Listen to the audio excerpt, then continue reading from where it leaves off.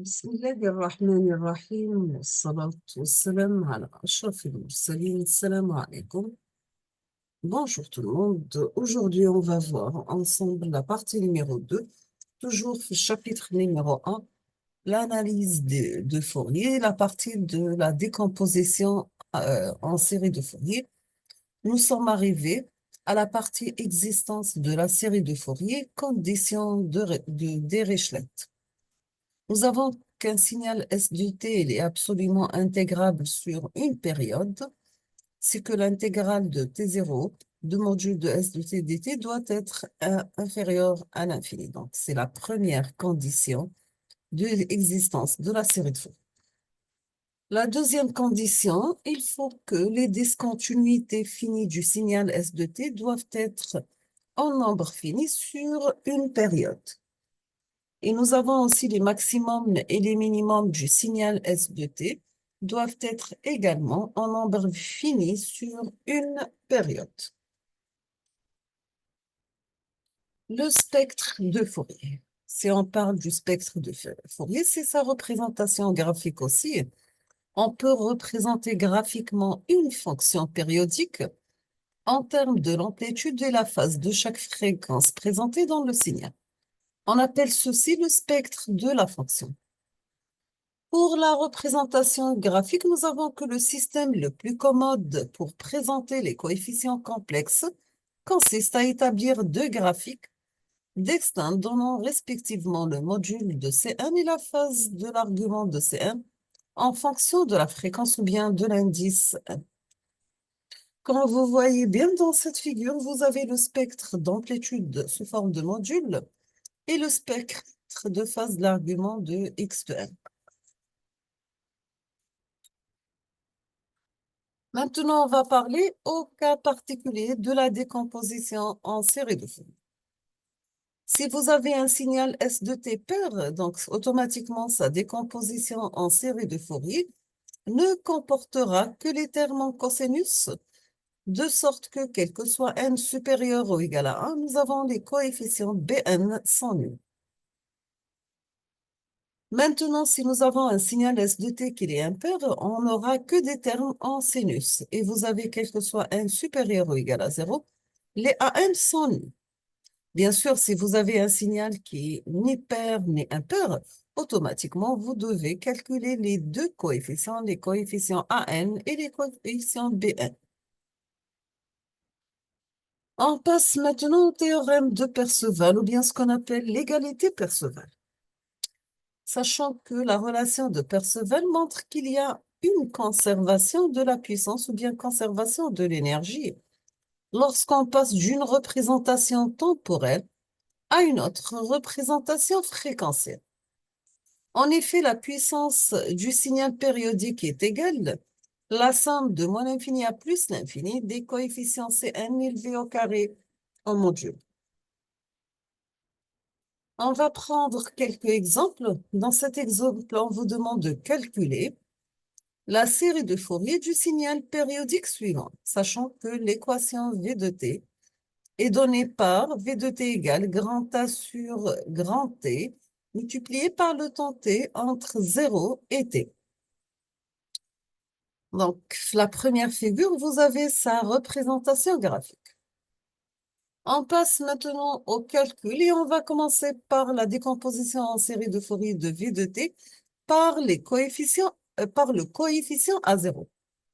Donc, A0 est calculé par la formule suivante, donc 1 sur la période grand T, l'intégrale sur la période T, donc ici nous avons un intégral entre 0 et T, de V de T qui est égal à T sur grand T dt. Après simplification, bien sûr, on trouve que la valeur de la composante continue du signal égale, ou bien sa valeur moyenne, égale à A sur 2. On passe maintenant au calcul des coefficients AN. Donc, on doit passer par la formule suivante. Nous avons AN égale à 2 sur grand T, l'intégrale sur la période T de AT sur grand T cosinus n oméga 0 T dt. Ici, on doit utiliser un calcul d'intégrale par partie. On aura 2a sur t au carré par 1 sur n au carré oméga 0 au carré cosinus n oméga 0 t plus t sur n oméga 0 sinus n oméga 0 t entre 0 et t. On aura 2a sur t au carré multiplié par 1 sur n au carré oméga 0 au carré par cosinus 2 pi n moins 1. Donc, après simplification, elle est égale à 1 pour toute n. Donc, les coefficients à n sont nuls, automatiquement, notre signal, c'est un signal impair.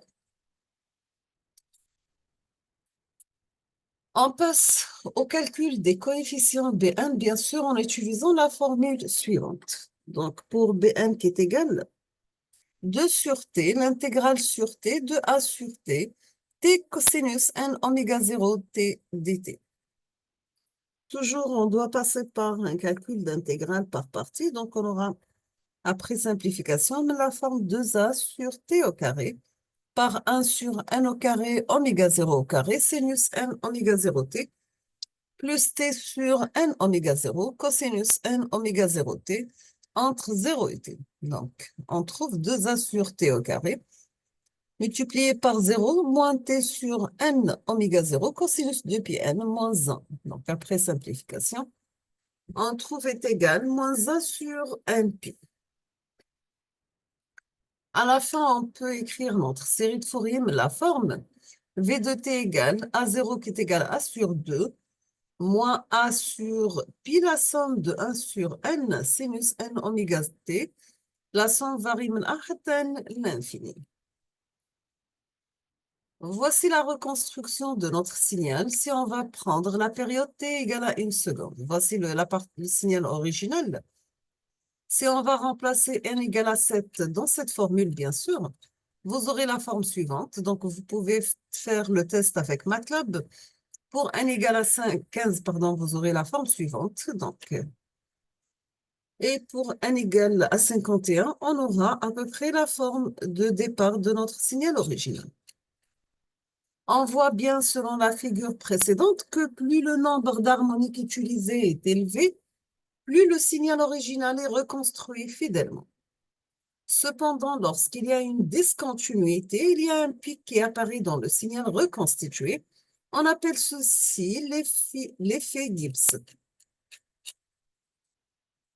On va prendre ici un autre exemple. Si vous avez un signal S de t de période T0, voici la représentation graphique de notre signal. On passe maintenant à la décomposition complexe. Donc, on doit passer par la formule suivante pour calculer les coefficients. C'est n, donc c'est 1 sur T0. L'intégrale de moins taux sur 2 jusqu'à plus taux sur 2 de a par exponentielle moins g2 pi nt sur T0 dt. Après simplification, bien sûr, on obtient que les coefficients c'est n égale à a sur Pn sinus Pn tout sur T0. D'où la décomposition en série de Fourier de S de t. Donc, on aura S de t égale une somme de moins l'infini à plus l'infini de Cn par exponentielle plus g de pi n f0t. On obtient si on va remplacer n par 0. Donc, on aura a tout sur T0, c'est les coefficients A0 qui est égal à C0, plus la somme pour n varie من واحد l'infini de 2a sur Pn par sinus Pn tout sur T0 par cosinus de Pnt sur T0. Voici la représentation graphique ou bien la reconstruction de notre signal. Ici, si on va remplacer n par 5, donc ici la forme idéale, ici en bleu la représentation approchée donc. Ici pour n égale à 10, ici pour n égale à 50, et on termine avec la plus proche du signal de départ, c'est pour n égale à 250, mais on aura un problème d'effet de bord ou discontinuité, quand vous voyez sous forme de cercle ici. Toujours, c'est ce qu'on appelle le phénomène de Gibbs. Maintenant, pour la représentation des coefficients Cn, on trouve C0 qui est égal à tout sur T0. Cn égale à a sur Pn sinus Pn tout sur T0. Voici la représentation graphique des coefficients. Donc, sachant que le spectre doré, les Cn indiquent quelles sont les fréquences présentées dans notre signal.